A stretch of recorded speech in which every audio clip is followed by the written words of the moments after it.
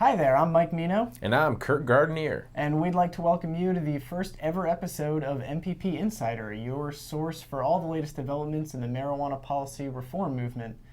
This is one of several new projects that the Marijuana Policy Project's got cooking up for 2010, and as more news comes in, we think this is going to be a good way to keep everyone updated. So 2010's already been a busy year, Kurt. It has. And so I guess let's just get things rolling. All right, let's start with the great state of Maryland, huh? Yeah, how about that? This week, Kurt and I and some other MPP staff attended a press conference in Annapolis where a bipartisan group of Maryland lawmakers introduced plans for a bill that would make Maryland the 15th state to have medical marijuana laws.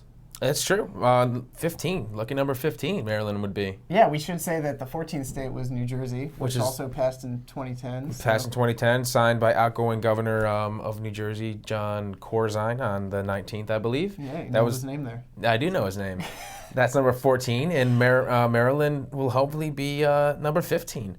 So go ahead. Well, I was going to say, you know, one of the really just kind of inspiring parts of the press conference, not only just the patients and the fact that there were Republicans and Democrats and, you know, legislators from all over the state speaking out on this, was the fact that nobody seemed really opposed to it. I know both you and I had members of the media asking us, you know, who's the opposition here? We want to talk to the other side and get them in the story. And every time we were just kind of like, well, we haven't heard any yet. We hadn't heard any. We haven't heard any, and I think the media was kind of, I don't know, surprised by that.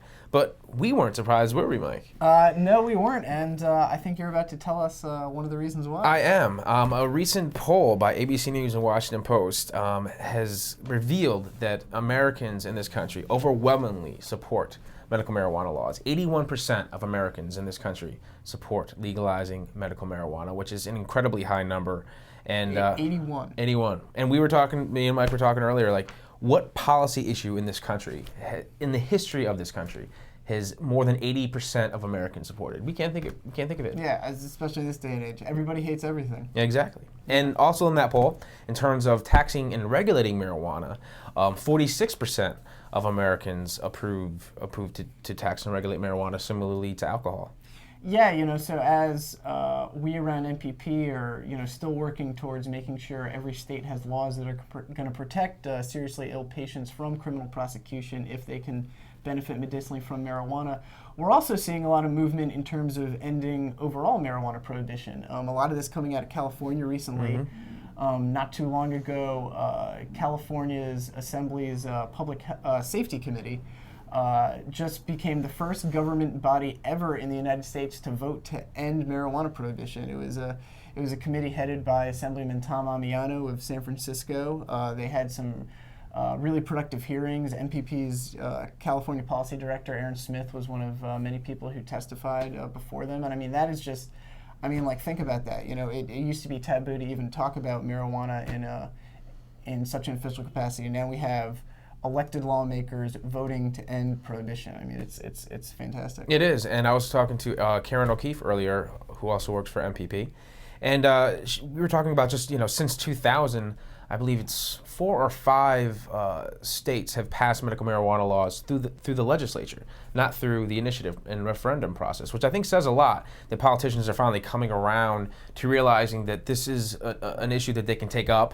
without having, you know, suffer consequences, and the fact that majority of Americans support Yeah, marijuana. you know, we used to say that people are ahead of the politicians on this issue, but more and more I'm kind of relieved to find out that politicians are, like you said, starting to catch up, and like we saw in Maryland this week, you know, just, you know, Republicans and Democrats, people across the spectrum are saying, you know, this is something we can get behind. You know, more good news out of California this week.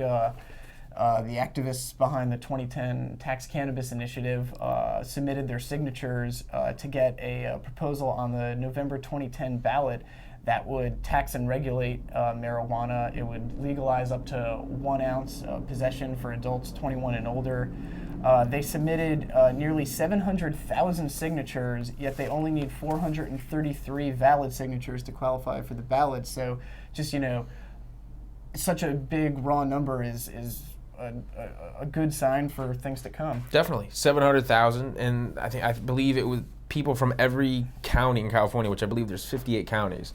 So that's an impressive number. And a lot of times in the INR process, the Secretary of State will deem certain signatures invalid. So it's always good to have more signatures than you need. Several 100,000 Yeah, more than we need is really good. And we should say that California isn't the only state that is beginning to look at serious proposals that would end marijuana prohibition. Washington State recently considered one. It didn't work out so well, but Oregon is one.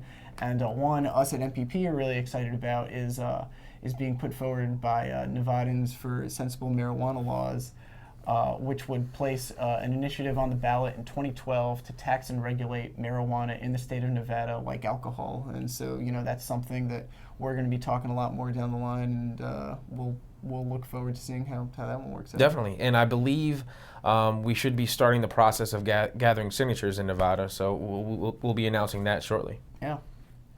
But like we always say, there's still a lot of battles out there to be fought, and there's still we do always say that, don't we? Yeah, and there are still prohibitionists out. They are. There, not letting this stuff go forward. Yeah, basically they're not willing to listen to the will of the people, which as politicians and people appointed in government need to start doing, because that's what they're there for. They're there to serve their people. They're public servants.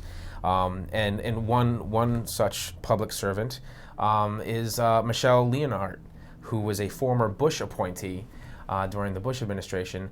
And for the last two or so years, she's been the acting head of the DEA.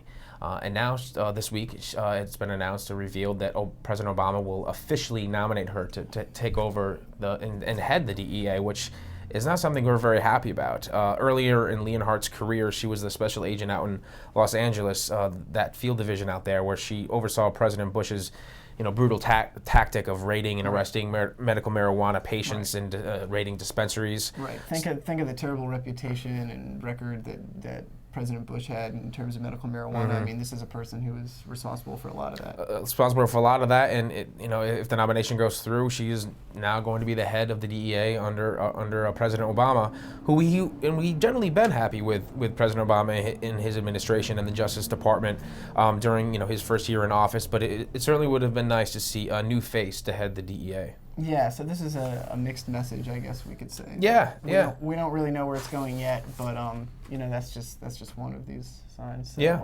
And also, speaking of the DEA, we'll stay on the DEA. Earlier this week, a medical marijuana lab was raided by the DEA. Not a dispensary, a lab was raided. This is out in Colorado. Colorado. Denver, Colorado. And no one was arrested, but $10,000 or so worth of medical marijuana was seized.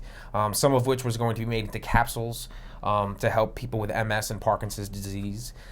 So that's something that wasn't very well received by people in the marijuana reform movement. Basically, we feel if the DEA truly cares about public safety, that the last place they should be spending their time is a lab that's trying to test marijuana for medical marijuana patients. To say there are better things to do. Yeah. I mean, and any dollar amount spent on these individuals to prosecute would be an egregious misuse of government resources. And we really hope that it doesn't go to that. Well said, Kurt. Well, thank you. Yeah. And I think that concludes everything today, right? Yeah, why don't you close us out here? I'm going to close this out. For the Marijuana Policy Project, I'm Kurt Gardenier. He's Mike Mino. And we'd like to thank you for watching the first ever episode of MPP Insider.